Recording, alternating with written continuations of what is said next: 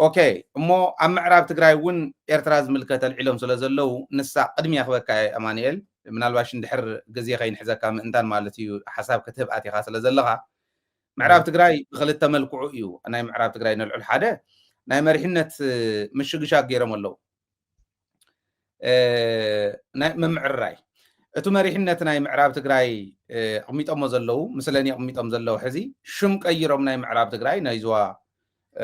ሽም ቀይሮም ኣቕሚጦም እዮም ነገር ግን ኣብ ምዕራብ ትግራይ ግፍዕ ዝፍጽሙ ዝነበሩ ዝጭፍጭፉ ዝነበሩ ኩሎም ከም ዘለዎ መሪሕነት ክኾኑ ኢሎም መዲቦሞም ኣለው ንህዝቢ ትግራይ ነቱ ተማዛቢሉ ዝመፀ ክምለስ እሞ ከመይ ገይሮም ከም ዝቐጥቀጥዎን ከም ዘቕጥቀጥዎን ዝፈልጡ ሰባት ተመዲቦም ንዓተ መለስ ተባሂሉ በዓል ጌታቸው መለስቲ ኮይኖም መታለልቲ ኮይኖም ምስ መለስዎ ኣብ ከመይ ዝበለ መቃብር እዮም ክቀብርዎ ከመይ ገይሮም እዮም ብጃምላ ከጥፍእዎ ከመይ ገይሮም እዮም እንደገና ብሱዳን ክወፅእ ክገብርዎ ብውሕጅ ክኸይድ ናብ ተከዘ ክእትውዎ ቶም ዝፈልጥዎ ቶም ትማሊ ዝፈልጥዎ እንደገና ተመዲቦም ኣለው ምናልባሽ ኣብኡ ዘይፈልጥዎ ነዚ ኩነታት እዚ ስቂሎም ኣትዮም ስልጣን ሒዞም ዝነበሩ ሰባት ኣልቂቖሞም ኣለው ብምልኦም ቶም ዝፈልጥዮም መሊሶሞም ዘለው ደመቀ ዘውዱ እውን ሓዊስካ ማለት እዩ ሓደ እዚ በቲ ካሊእ ወገን ከዓ ኦኬ እዚ ንቕይሮ ዘለና ኢሎም ቃል ብቃል ዝበልዎ እየ ዝዛረብ ዘለኹ ንቕይሮ ዘለና መሪሕነት ኣይንለቀቕም ዝበሉ እውን ነይሮም እዮም ባይዘወይ ኣይንለቀቕም ዝበሉ ነይሮም እቶም ኣይንለቀቕም ዝበሉ ኮንቪንስ ዝገበርሉ መንገዲ እንታይ እዩ ነይሩ ሕጂ ንቕይሮ ዘለና ንወያነ ዝፈልጥዋ ነተኡ ዝነበረ ቀጥቂጦም ዘውፅዎ ዝፈልጥዎ ጥራሕ እንተይኮነ ንሻዕብያ እውን ዝፈልጥዋ ምስኣቶም ረኽቢ ዝነበሮም እዮም እዚኡ ቃል ብቃል ተባሃለ ምስ ናይ ሻዕብያ መራሕቲ ረኽቢ ዝነበሮም እዮም ስለዚ እስካዕ ሕዚ ዝራኸቡ ስለ ዝኾኑ ሓበሬታ ንምርካብ ምዕራብ ትግራይ ኣትያ ወያነ መሬታ ከይተምልስ ንምግባር ኢና ይብሉ ኣለው ወያነ ከይተኣቱ ይብሉ ንሶም ወያነ ከይተኣቱ ይብሉ በዓል ጌታቸው ለባም ትግራዋይ ነዚኣ ፈሊሩ እያ እዩ ሎቅሰው ከፍየል በላይ ነው ዝበለ ዓብዲ ኢለ ከም ዝበሎ ልቕሶ ናይ በዓል ጌታቸው ንብዓት በዓል ጌታቸው ካብ ናይ ጤል ሞት ንላዕሊ ኮይኑ ኣሎ ብተግባር ረኣይዎ አንቱም ዘይረኣኹም መስካዕ ሕዚ ማለት እየ ለዚ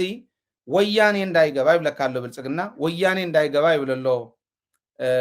ጌታቸው ካብኡ ግን ምስ ሻዕብያ ረኽቢ ዘለዎም ፈሊጦም ንሻዕብያ ነንባዕሉ ከበላልዑ መራሕቲ ሰራዊት ኤርትራ ነንባዕሎም ከበላልዑ ድዮምስ ናይ ብሓቅን ወያነ ዝፈልጥዎም ተባሂሎም እዮም ሕዚ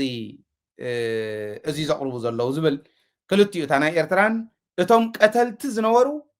ጨፍጨፍትን መጨፍጨፍትን ዝነበሩ ኣብ ልዕሊ እቶም ተሪፎም ዝነበሩ እቶም ካልኦት ምውሳኾም እንታይ እዩ ዘርእየና ኣብዚና ሓሳብ ክንህብ ዘለና ኣነ ናይ ባዕለይ የለኒ ለዚ ሚክ የቕርብ እሞ ኣማኒኤል እውን ክምለስ እዩ ዝብል እምነት ኣለኒ ካልኦት እውን ሓሳብ ክትህቡ ትደልዩ ኣብ ታሕቲ ታሊንክ ሕጂ እውን ኣቕሚጠልኩም ኣለኹ በታ ሊንክ ጥራሕ ኢኹም ተኣትዉ እዚ ኣማኒኤል እቶ ምን ሚኪ ይቐፅል ግርም ዝገርም እዩ ሃይለ ሓወይቲ ጨፍጫፍ ትግራይ ተኻየደ ናይ ኣምሓራ ክልል መራሒ ኮይኑ ኣገኘው ተሻገር ኣብቲ ጨፍጫፍ ግዜ ናይ ኣምሓራ ክልል ፕሬዚደንት ኮይኑ ምስኡ እንደመቀ ዘውዱ ሒዙ እውን ኣብቲ መሪሕነት ዘለው ተኻየደ ጨፍጫፍ ገምጋም ተኻይዱ ኣብ ጎንደር እዮም ተኣኺባ ገይሮም መቐኒዮም መጨረሻ እንታይ እዮም ኢሎም ኣርሚ ሰብዓስ ክመፀና እዩ ካኣቱ እዩ ስለዚ ኣብ ውሽጥና ዘሎ ፈረኽረኽ እንተኮይኑስ ምዕራብ ትግራይ እውንስ በቃ ከም ናይ ደቡብ ዳርጋ ወዲኦማ ስለ ዘለዎ ምዕራብ ትግራይ እውን ክቋፀርዋ እዮም ስለዚኡ እንታይ ኢና ክንገብር ዘለና እዩ እቲ ወሲኖሞ ዘለው ኣብቲ ናይ ጨፍጫፍ ተኻየደ ማይ ካድራ ኢልና ምዕራብ ትግራይ ሙሉእ እውን ተሳትፎን ግን ኣብ ምዕራብ ትግራይ ትኩረት ገይሮም ኣብቲ ናብ ተከዘ ናቀተሉ ወይ ድማ ኢዳዎም እጋሮም ንኣሰሩ ዝሸንደዎም ናብ ተከዘ ብጅምላ ቀቲሎም ዝቀበርዎም ኣብ ምዕራብ ትግራይ እዚኡ ዓብይ ኣስተዋፅኦ ዝገበሩ ገምጋማት ተኻይዱ ተጸኒዑ ዝርዝር ሽሞም ይወፅዩ ሃይለ ሓወይ እዞም ናይ ሒዚ ቶም እሙናት ዝበሃሉ ናይ ትግራይ ጀነሳይድ ሕድሕዶም ተሳተፍቲ ኮይኖም ኣብ ኢዶም ዘይደረቀ ናይ ትግራዋይ ደም ዘለዎም ቀተልቲ ረሸንቲ حررتي نايدك أنستيو تو تقرصو تجرواي بتجرواي بمخانو قصادو زحاردو بجوزم بفاس بخارة زي قتلوا وتجرواي زي شفشفوا وتجرواي تهادي مزملتن تي دقات أم خوينو يمن الوقت ناي عدل خوينو توسن استرفل لمبر أم عراق تجراي تجاوله كم ما كادر جميرنا تقمتي لهم كاتي تي قتلوا وتجرواي أم حراي تشفشفوا لهم بروباغندا صرحلو زيهم كلهم ناي وردا مختلات ناي كلاستر تزرزر بتعميد قرمك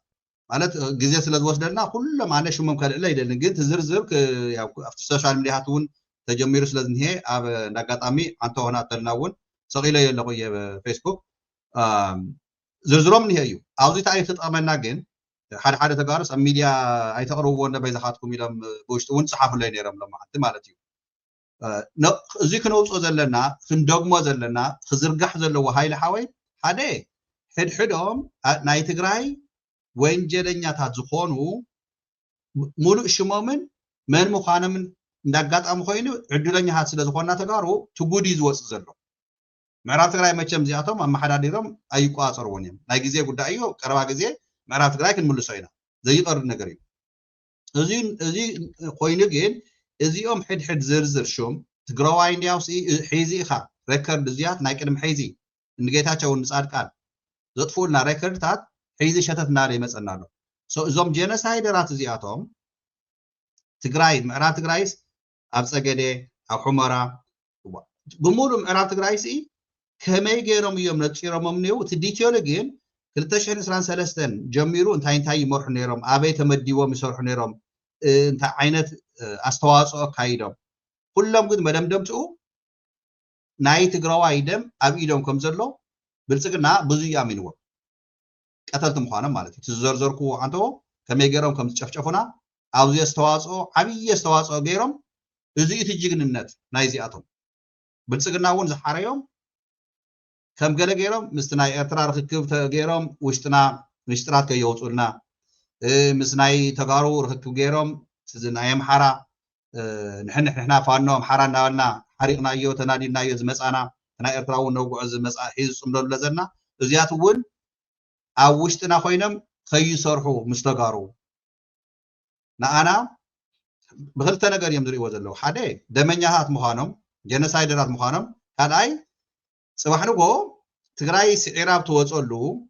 حتى تنت فتحي بزمصلو جزي نزياتمون بتحقي نايتي مچم أبي أحمد السلطان يقصر سواحنو جو حتى تنت مستلو زيوم كلهم بجنسايد حتتهم مخانم سلازو فرض انتايم قور زلو دريقوم نقيصوم اسكاب زموتو افت مريحنت اميتوم دنيه نامرحو نهز تግራይ ሒዝዎ ናብ ምዕራብ ከይምለስ ተተመለሰኻ ከም ዞርካይ ንኽጭፍጭፉ ንቀትሉ እዩ ትዝሕፍር ነገር ግን ሃይለ ሓወይ እዚ ነገር ፕሮግራም ተተሓይዙሉ ብሃንደበት ኣይኮነን ብልጽግና ኣኸይባ ካይዱ ቀንዩ ጎንደር ተሰሪሑሉ ዝመፀ ብደንቢ ፕላን ዝወፀሉ ኣይኮነን ሶ ፕላን ክግበር ተሎ ንኣብይ ኣሕመድ ዘማኽሮ ዘሎ ዛዕባ ምዕራብ ትግራይ ይኹን ዛዕባ ቀርኒ ኣፍሪካ ጌታቸው ረዳይ ኣማካሪ ናይ ቀርኒ ኣፍሪካ ጌታቸው ሳውዚያት رينا ينا جيتاچو كان ام عرب تግራይ ከይዱ ምስ ንደመቀ ዘውዱ ተሰሊፉ ናይ ንጌታቸው ማخرت خاني ምዕራብ ትግራይስ አምሓራ ኮውንስ መብቱ እዩ አምሓራ እዩ ትግራዋይ ተወዲዱስ በቃ ናተይ ዘይግነት ምቅያር አይኮነን ባይዘው መንነት እዩ ሶ ተዘይግነት ምቅያርን መንነትን ግን ክንጽሮን ከለልና ሶ ትግራዋይ ኮይንካስ አምሓራ እየ ኢልካ አምሓርኛ ዛሪካስ በቃ አውቶማቲካሊ ናብ ሓራም ቅያርስ መብተለካ እዩ ኢሎም በዓለም እዮም ብናቶም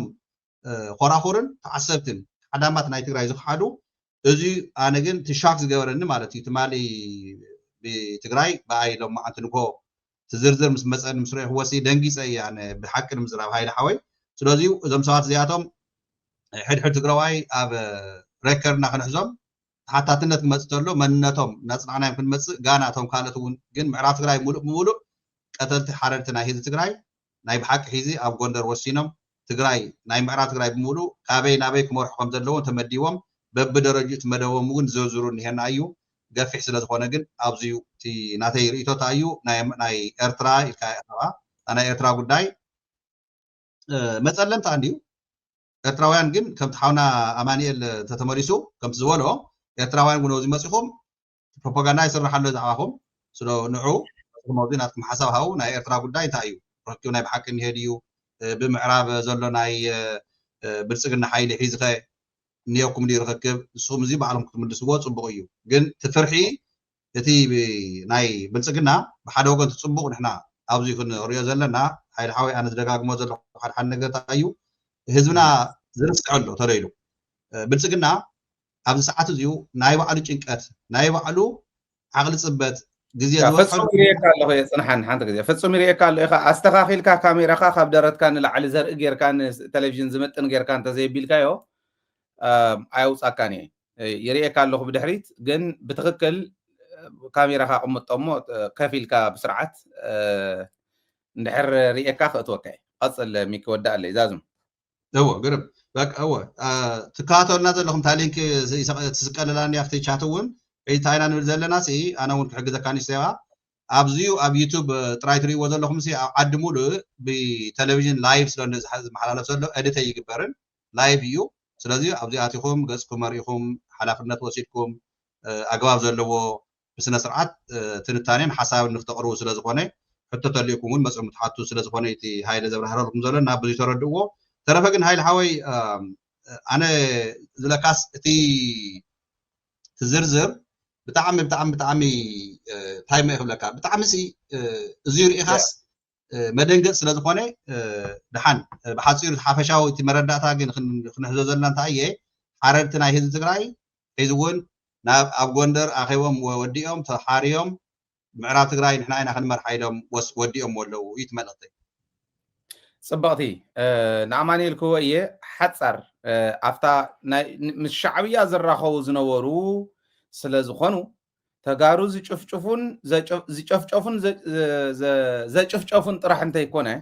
ነቶም ኣብኡ ዝነበሩ ዝፈልጥዎም እንትምለሱ እንተለዉ እውን ዝቐብርዎም ጥራሕ እንተይኮነስ ምስ ሻዕብያ እውን ይራኸቡ ስለ ዝነበሩ ኣብ ውሽጢ ኢንተለጀንስ ናይ ሻዕብያ ኣቲና ክንሕምስ እንተኮይንናስ ንሶም ይኽኢሉ እስካዕ ሕዚ ይራኸቡ እዮም ብዝብል ፕሮፓጋንዳ ይስራሕ ዘሎ ሕዚ ዝወፅኦ ኦልሬዲ ኣብ ሕዚ ዘረኣኻዮ ዝርዝር ኣብ ኣሚኮ ኣውፅኦሞ እዮም ናይ ኣምሓራ ሚድያ ኮርፖሬሽን ማለት እዩ ኣውፅኦሞ እዮም ትዝርዝረው ኣሎ ብዙሕ ሓድሽ ነገር ኣይኮነን ግን ዋና ዋናቶም ጨፍጨፍቲ ዝነበሩ ሓደ ክልተ እንዳበሉ እዮም ኣውፅኦሞ ኣብኣ ኮይኖም ተዓሲቦም ዘጭፍጭፉ ዝነበሩ ተጋሩ እንተይተረፈ እዮም ሸይሞም ስለዚ ዕሱቡን ጨፍጫፍን ሓቢሮም ኣትዮም ኣለዉ ሓደ ናይ ሻዕብያ ድህነት ኣቲና ንሕሙስ ኣለና ዝብል ማለት ንምሕሳቡ ቀሊል እዩ ክገብርዎ ክእሉ ዶ ይኽእሉን ዝብልስ ሓድሽ ነገር ኣይኮነን ይትረፍ ዶ ንሶም ማለት ብዙሕ ምባል ይከኣል እዩ እቲ ናይ ሻዕብያ ናይ ኢንተለጀንስ መሓውር ዝነዓቕ ኣይኮነን ከምኡ ገይሮም ዝተነዓቕዎ ዝኽእሉ ኣይኮነን ክንድኡ ዝኣክል ዘዘራርብዎም ብኦም ዝምርሑ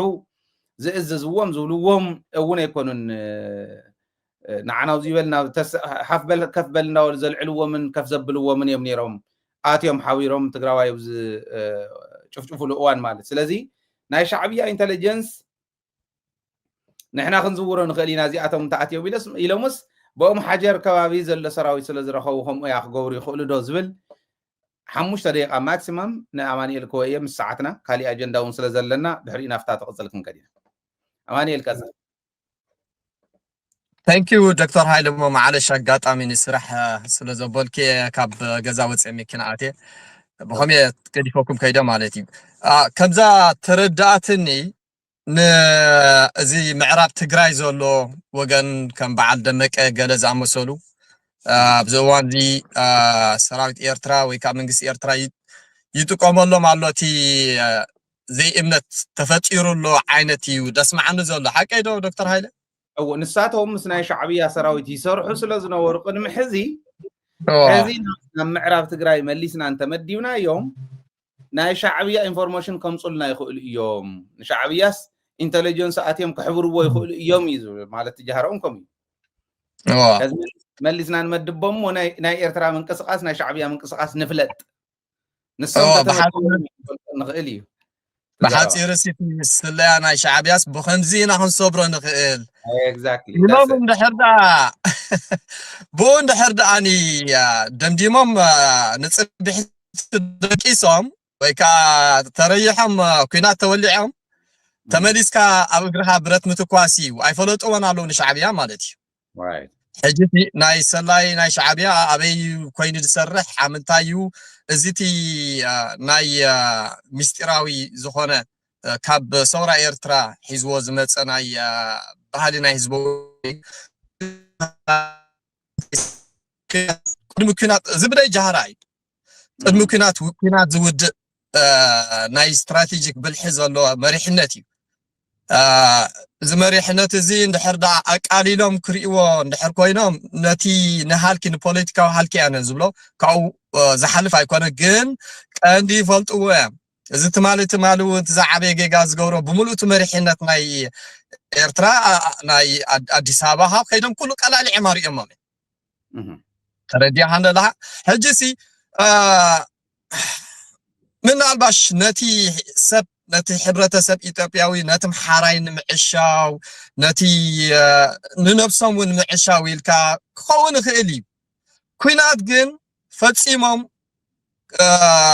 كل عواي كلين يوم دخونا نجر رساتهم ناي شعبيا إيد قريصنا يعينا إلكا مدلاو ولا سب كالوتو أمتسين تدالينا إنا حجك جمر كوينات كل عن الحر كوينو الدكتور هايلة زنجر زي أمامي نقول عوان دحر كوينهم 9 نابزون حدث صحيفون يرو 9% حزب تجراي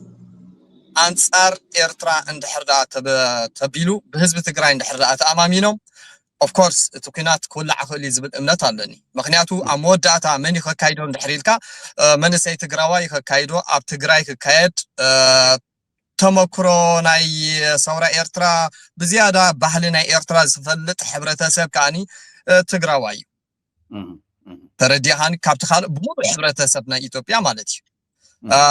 سو زخنا خاين خون مفتو صلاعي نخاين خون كم تكلت عجازيان ننحدن يبقى سامو نبريدي أنبس أمتي زبلعن كم خنا خاين خوني نحن فرح زلنا نمبر I think قارحنا خويني نعيس معنا له اتنا هوا هو كوينات ناو قصي خيد زلو نتقاملو تግራይ ፖለቲካ ተመሓይሽ ኣመሓይሻቲ ሰንትራል ፖለቲክ ብኽልተ ኢዳ ጨቢጣ ዘሎ ገዓል ገልጠም ወፅያ ነቲ ኩነታት ክትቅይሮ ትኽእል እያ ዝብል እምነት እዩ ዘለኒ ምናልባሽ ኣብ ካልእ ኣክፋ ሓቢለ ወስደካ ኣለኹም በረ نانا صبغت بوينتي قميتكا يعني لنا امانيل بلب صبغ انا ونكون صغلا نافتا زولكم ما خلتيكم حزن من دائمكم زغبرو تعبيو فرحيو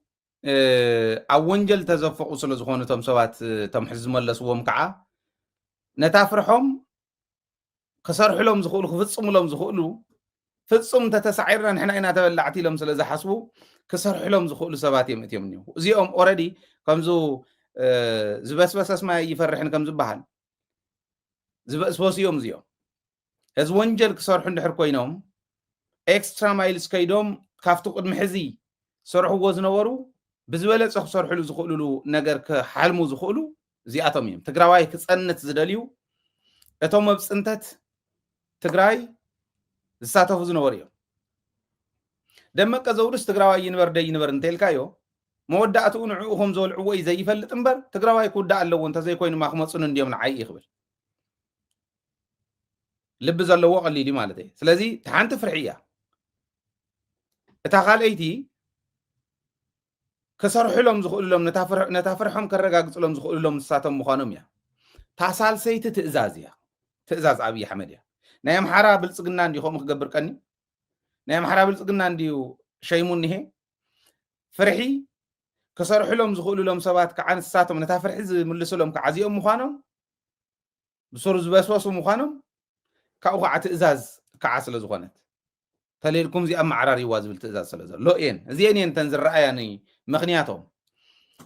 ነቲ ፍርሒ ትፍርሖም ሓደ ከምቲ ዝበልካዮ ኣርምታት ትግራይ ብላዕልን ብታሕትን ሳንዱች ክገብራና ዓይነው ዝኾነ ግዜ ሓጋይ ከዓ ዝመፅእ ስለ ዘሎ ተከዘ ይጎድል ስለ ዘሎ ኣኸለ ሕጂማ ዝተርፈና የብልናን ሓደ ዓብይ ሰብኣይ ትማሊ ደው ኢሎም ለይ ካብ ጎጃም ዝኾነ ማለት መረዳእታ ናይ ደብረ ኤልያስ ትማሊ ተስታውስ እንተኾን ካሕሊፈ ነይረ ኣብዚ እንዳ ዕለልና እንተሎ ካህናት እዮም ተቐቲሎም 600 ዝኣኽሉ ገለ ዝብል دحر 600 يكونن أنت يالك ያለኸው 570 መጀመሪያ ያገኘናቸው 30 የጠፉብን 600 ያልናቸውን ነው። ደብረ ኤልያስ እኮ 3 ጊዜ ነው የተመታው። አላወቀውም። ወደ 1000 ይሆናሉ። ኋላ የመጡ ተማሪዎችም ራሱ ገድለውብናል። ከዛ በኋላ እኛ ጋር የነበሩ መነኮሳት ሄዱ አሉ። ከሄደም ይለም ዳር ነገሩን ማለት እነዚህ ሰዎች እኮ በህልማቸውም በእውንም ወያኔ ነው የሚሉት። ወያኔ በአካል ያለው ወያኔም ይታገላቸዋል፣ ምናባቸው ላይ ያለው ወያኔም ይታገላቸዋል ይብሉ። ተፈርሒ መፀና ወያኔ እዩ። ሕዚ ወያኔ ማለት ሪቮሉሽን እዩ፣ አይግዛእን ባህላዊነት እዩ፣ ናይ ትግራይ መግለፂ እዩ። ወያኔ ማለት ህወሓት ማለት አይኮነን። ህወሓት ሓንቲ መግለፂት ወያኔ እያ፣ ሓንቲ መግለፂት ስረ ወያኔ እያ። ሕዚ ከምዚ እዮም ዝብሉ ተፈርሒ ሕዚ አርም ሰብ ዓቦት ይኽሪእዎ ከለው ካልኦት አርምታት 11 ካልኦትን ክሪእዎን ከለው በቃ ሳንዱች ገብርና ማዕዘ ኢና ሳንዱች ንኾን ይምበር ከምዚ መፅስ ይፈልጥዎ እዮም። ሓደ ንሱ ካልኣይ ፅምዶ ዝበሃል ዓብይ ሕማም ኮይንዎም ኣሎ። ንፀላእቲ ብትክክል እየ ዝብለካ ስእሉ እንጀሃር ኣይኮነን፣ ህዝብና እውን ክፈልጦ ዘለዎ እዚ ዋላ እንተ ዘይሰርሕ ትፅምዶ ሽሙ ባዕሉ አሎ ተባሂሉ እንተዝኸይድ እውን ተሽሙ ባዕሉ እውን ዋጋ ይኽፍሎም እዩ ዘሎ ክብለካ ደልየ እና ክልቲአን እዚአን ስጋኣት ፈጢረና ኣሎም ኣለዋ። ትፍርሒ እዚ እዩ። ነዚ ፍርሒ እዚ ዝምልስ እንታይ እዩ እንተኢልካኒ ቁፅሪ ሓደ ሓይሊ ኣቦኦም ዝቃለሱ እስካዕ መወዳእታ በቃ ክንቃለስ ኢና ወይ ኣብኣ ንመውት ወይ ከዓ ኣብኣ ንቐትሎም እምበር ምምላጥ የለን። ተምሊጥና ንወፃእ እውን ኣብኣ ዘለዉ ክሕዝና እዮም። ተምሊጥና ንኢትዮጵያ እውን ተጋሩ ኢና ክቐትሉና እዮም። ከም ተጋሩ ዝኾኑ እዩ ዝብለካ። እቶም ካልኦት ከዓ ያው ኦልሬዲ ሰም ክሽሎም ይኹን ከይነምልጥ እውን ንኽእል ኢና ኣብ ሳንዱች ክንኮን ኢና ኢሎም ዝሓስቡ ናይ መወዳእታ ሓይሊ ኣቦኦም ዝፃወትሎም ኣብዚ ዕዳ እዚ ንክዝፈቑ ዝገበርዎም ብርኡይ ይእትዉ ፍርሖም ይምለሰሎም እዩ። ምክንያቱ ቆቋሕ ኮይኖም ክሕልው እዮም እዚኣቶም። ምክንያቱ ንዓኦም ስለ ዝበልዖም መጀመርያ ኢሎም ስለ ዝሓስቡ ካልኣይ ፍርሒ ዝቕንሰሎም ንሻዕብያስ ይረኽብዋ ስለ ዝነበሩ በቃ ናይ ሻዕብያ ድህነት ክንብፅብፆ ኢና ኢሎም ተጃሂሮም ነቲ ዘሎ ማሕበረሰብ ነዞም ሰባት እዚኦም ነቶም ፈርሕና ክድምስሱልና ይኽእሉ እዮም ሰርሑልና ይኽእሉ እዮም ዝብልዎም ከዓ ክድግፍ ምእንታን መላዓሊ ናይ ሻዕብያ ድህነት እኮ ኣትዮም ዘሕብርዎ እኮ እዮም እዚኦም ኢልካ ተጋጅፎም ማለት ከምዚ ስኢሉ ሓደ ሽፍታ ወፂኡ እንድሕረብ ዝኾነ ተኪሱ ኣርበኛ ከለ ይብልዎ ማለት ሓርበኛ ማለት እኮ ተኣምር ዝሰርሐ እኮ እዩ። ከምኡ ይብልዎ በቃ ዘየለ ጅግና ይፈጥሩ። ንሕና ዘሎ ጅግና ኢና ኣብ ትግራይ ንሱ ይፀገምና ዘየለ ጅግና ይፈጥሩ። በቃ ሶም ከምኡ ገይሮም ንናይ ሻዕብያ ድህነት ብምናብ ክስዕርዎ እዮም ዝምኩር ዘለዉ። ታሳልሰይቲ ትእዛዝ ኣብዪ ኣሕመድ እያ ዝበልኩኻ እንታይ ኣሎ ህዝብና እውን ክፈልጦ በዓል ኣዳነች ኣበቤ ዓበይቲ ዝበሃሉ ፖለቲከኛታት ናይ ኦሮሞ መሬት ኣለዎም፣ ናይ ሰሊጥ መሬት ኣለዎም ኣብ ምዕራብ ትግራይ። እዚ ብጭቡጥ ዓበይቲ ሰባት ዝነገሩኒ የዛረብ ኣሎ። ብጣዕሚ እሙናት ፍልፍላት ዝነገሩኒ ሰሊጥ ይነግዱ። በዓል ወርቁ ኣይተነው ሰሊጥ ይነግዱ፣ ዘይቲ ይነግዱ። ብዓብዩ ግን ናይ ብልፅግና ኦሮሞ ሰሊጥ ይነግዱ፣ መሬት ይነግዱ። መሬት ይሽየጥ ነይሩ እዩ